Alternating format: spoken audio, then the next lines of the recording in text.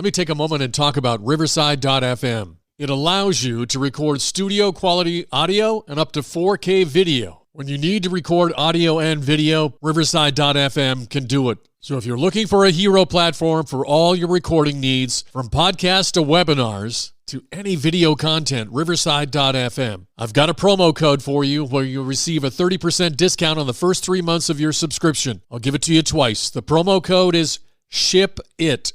All one word, SHIPIT, and you'll pick up a 30% discount on your first 3 months of your subscription. Riverside.fm. In this special presentation of the best of the Pigskin Dispatch, this episode of the Football History Headlines, we discuss the WFL's only World Bowl game and the Seattle Seahawks become official, as well as many more Hall of Fame legendary stories and birthdays, all coming up in just a moment.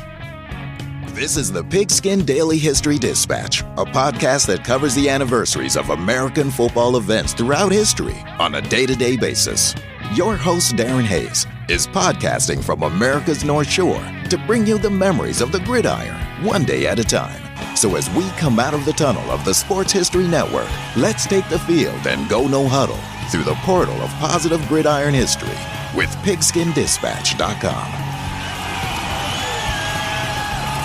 This podcast is part of the Sports History Network, your headquarters for the yesteryear of your favorite sport. You can learn more at sportshistorynetwork.com. Hello, my football friends. This is Darren Hayes of PigskinDispatch.com and the SportsHistoryNetwork.com to bring you the football history headlines for December 5th. And we are going to go right at it and start on December 5th, 1914 at Varsity Stadium in Toronto. The 6th Grey Cup was played and the Toronto Argonauts won the franchise's first championship as they beat the University of Toronto Blues 14-2. Our friends at the 99yards.com have a few tidbits on this game, and you can catch that at PigskinDispatch.com for the link.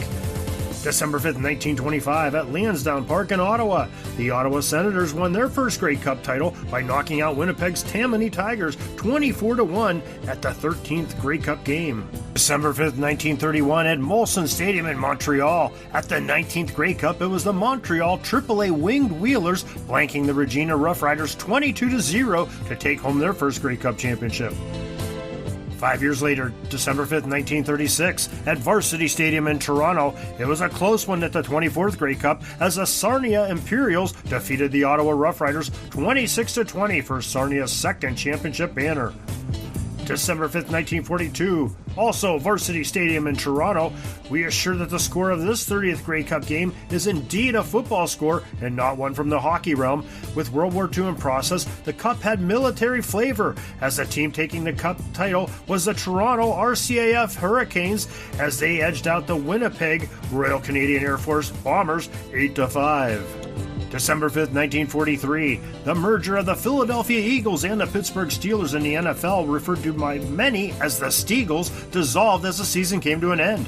The football history dude, Arnie Chapman, has a fantastic podcast dedicated to this merged team, and you can find it by clicking on the History Dude Steagles link that we have on PigskinDispatch.com, or go to SportsHistoryNetwork.com and look up the football history dude and go to that Steagles episode.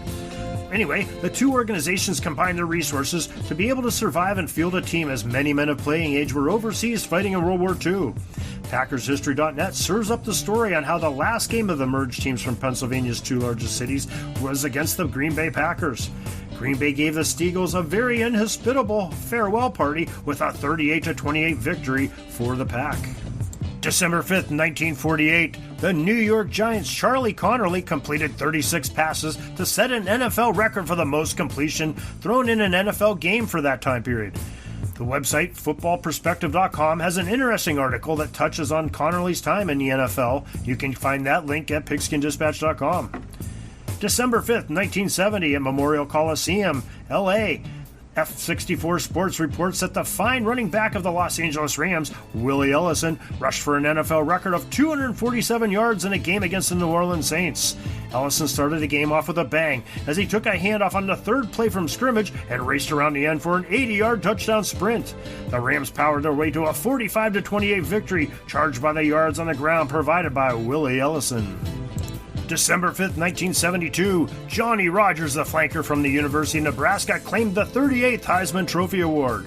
December 5th, 1974, the NFL Seattle Seahawks franchise is officially announced. HistoryLink.org has an excellent presentation with all the details. Pete Rozelle gave the go-ahead to the consortium called the Seattle Professional Football Group, and that group, headed by Lloyd W. Nordstrom, cut a check for a cool $16 million to make the NFL football in Seattle a reality. You'll want to check out the HistoryLink.com article because they also give the answer of what came first, the team or the dome. You can find that link at PigskinDispatch.com for this December 5th Football History Headlines article. December 4th, 1974, the World Bowl. Soon after the AFL-NFL merger in the late 1960s, another group decided it would be a good idea to go head-to-head in competition with the NFL, the World Football League. It was a group headed by Gary Davidson, put together a band of wealthy individuals who threw cash at the league to sign big names off of the NFL's best team at the time, the Miami Dolphins, such as players like Larry Zonka, Paul Warfield, and Jim Kick. Many other NFL teams lost star players to the allure of good pay from the WFL as well.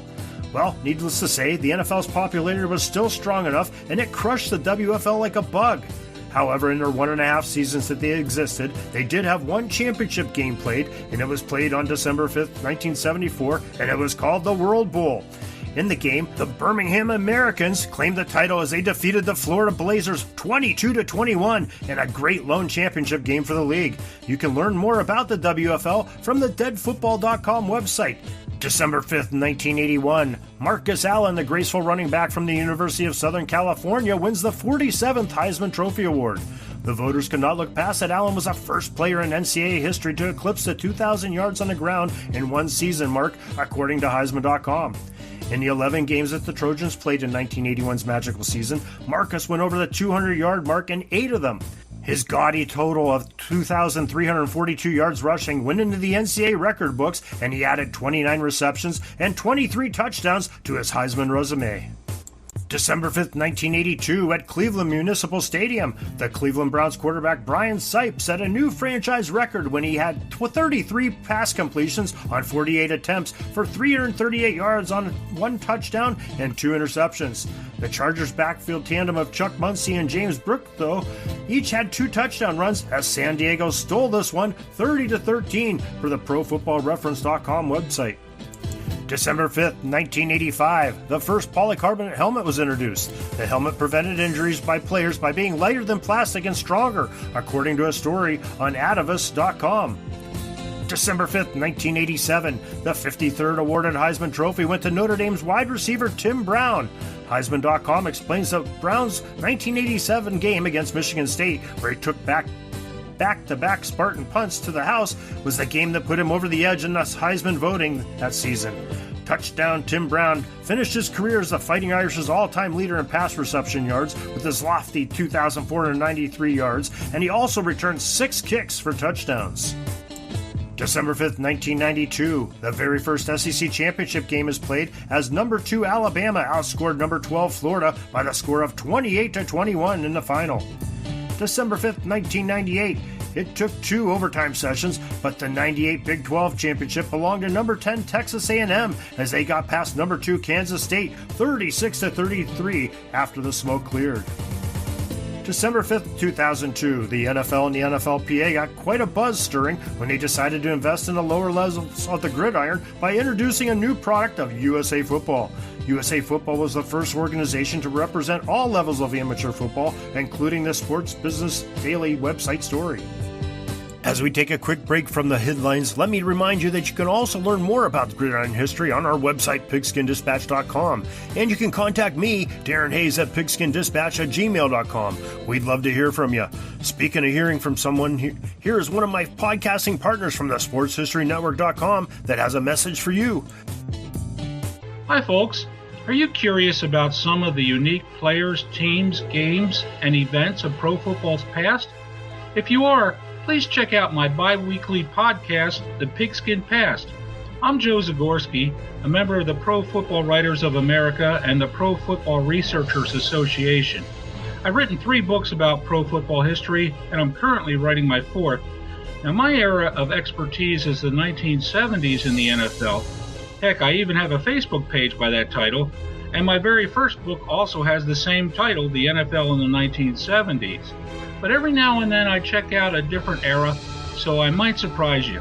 Anyway, if you like pro football history, please check out my bi-weekly segment here called The Pigskin Past when you get a chance. I think you'll enjoy it. Now I'd like to go over some rapid-fire 2009 conference championships that we got from onthisday.com. December 5th, 2009, the season had a big-ticket matchup for the SEC title game as number 2 Crimson Tide of Alabama faced off against the top-ranked Florida Gators. The ranking got moved around in the aftermath, as well as the Tide in a 32-13 one-sided game. Meanwhile, in the ACC Championship game on December 5th, 2009, it was a doozy as the number 12 Georgia Tech beat number 25 Clemson 39-34. But December 5th, 2009, an even better game yet was in the 2009 Big 12 Championship game, where number 3 Texas nipped number 21 Nebraska 13-12. It's now that time in our program where we want to go over the Hall of Fame birthdays for this December 5th, and we'll start off in the year 1936 in Riverview, Texas. John Wooten, the outstanding tackle from the University of Colorado, was born. The NFF's bio on John tells us that he blazed the path for others to follow, becoming one of the first African Americans to earn All-America honors as a lineman in 1958. His bio goes on to give the tale of the tape on his blocking, which had the Buffaloes ranked 12th in the nation in 1956 with 252.1 yards per game. First in 1957 with 322.4 yards per matchup, and fifth in 1958 with 249.5 yards per contest. The National Football Foundation selected John Wooten to enter into their College Football Hall of Fame in the year 2012. Number 5th, 1936, in Albert Lea, Minnesota. The fine guard from the University of Minnesota, Tom Brown, celebrated his birth. The NFF's footballfoundation.org bio on Tom sets a remarkable picture of how the Minnesota Golden Gophers were the last in the Big Ten for the 1959 season, and then the next year, they won the national championship. Tom Brown, in 1960, became the interior lineman with the highest vote ranking in Heisman history when he took second in tabulation for the 1960 award. Tom Brown found himself inducted in the College Football Hall of Fame in 2003. After school, Tom played in the CFL with the BC Lions for 7 seasons. December 5th, 1947, in Santa Clara, California, the former quarterback of the Stanford Cardinal, Jim Plunkett, was born. The NFF states that Jim Plunkett set a record at Pac-8 conference in passing in his sophomore season in 1968, only to reset it 2 more times as a junior and in his senior seasons. In 1970, Jim won 28 awards, including the Heisman Trophy and a Maxwell Award, and was a consensus All-America honors. The National Football Foundation voted Jim Plunkett into their College Football Hall of Fame in the year 1990. December 5th, 1957, White Plains, New York. The University of Syracuse legendary wide receiver Art Monk was born.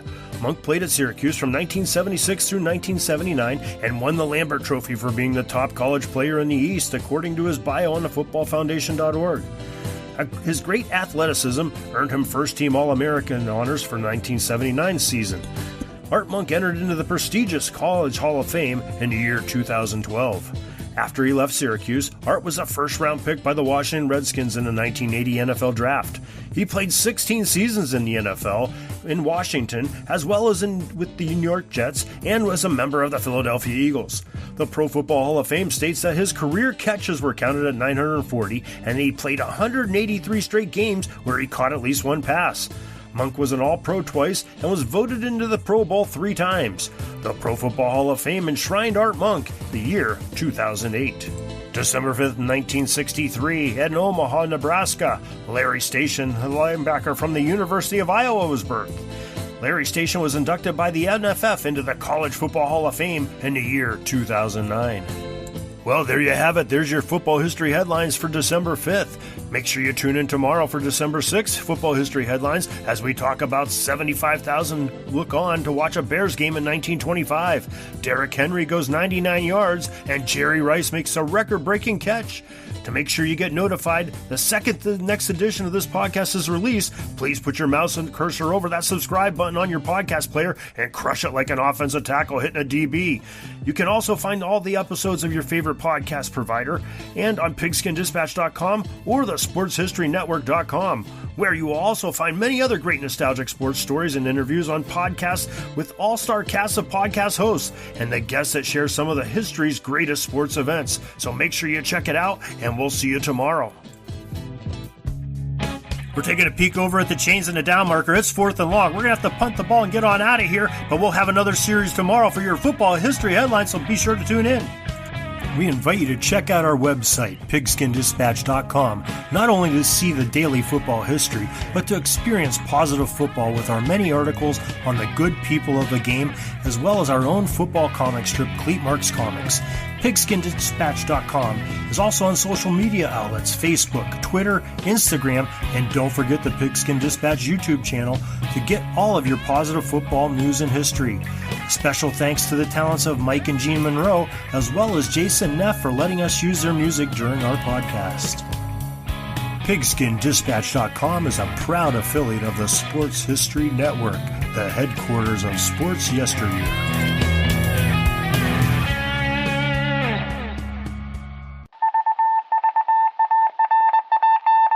Just another ordinary day in the offices of the Pittsburgh Guardian newspaper circa 1924. But for Marla Delft, assistant editor, everything was about to change. For she was about to discover the awesome attractiveness of Row 1 brand retro sports paraphernalia items thanks to Orville Mulligan, sports writer. And there it is. Wow, Orville, that's really the bee's knees. Isn't it just? A poster-sized replica of the actual 1909 World Series program cover. I can see that. But where did you get it? And where'd you get it framed? I ordered it from the Row 1 website, where over 6,000 items of sports memorabilia from the 1880s to the 1990s are available for reproduction, in multiple sizes and in several different materials, with over a dozen styles of frame to choose from for prints like this. Well, I'm sure Mr. Delft would love to put up more of these in the office. But I'm equally as sure they're beyond this newspaper's budget. Not at all, my dear Marla. See for yourself. Go to sportshistorynetwork.com/row1. sportshistorynetwork.com/row1. Oh my, these are good prices. Oh, and look at this stuff. Oklahoma-Nebraska football, college basketball art, Michael Jordan items. And so it was that Marla Delft discovered the splendiferous magic of Row 1 sports memorabilia, arts, and prints. You can too by visiting sportshistorynetwork.com/row1. That's ROW1 today for access to the full Row 1 catalog of gallery prints and gifts like t-shirts, long-sleeve shirts, telephone cases, coffee mugs, blankets, pillows, towels, and even shower curtains. Act today for 15% discount off all prints with coupon code SHN15 and 20% off all other items with coupon code SHN20 at checkout. And keep your dial locked to the Sports History Network for the exciting chronicles of the 1920 sports world in Orville Mulligan, sports writer. Coming soon. Are you having a hard time figuring out what to get Dad for Father's Day? You should check out Row 1 Brand's Vintage Pictorum Gallery. They have America's best sports art. With over 7,200 historic sports prints, you're assured to find something unique for Dad this Father's Day. Instead of a boring old tie, get him a historic baseball photo taken by Henry High Sandom at the historic Polo Grounds Stadium in New York City during the 1894 Temple Cup. Or, if he's an NFL buff, check out the 1963 vintage NFL poster. These are so good looking that you'll be amazed how they turn out. Shop now at sportshistorynetwork.com/row1 and save 15% off your order.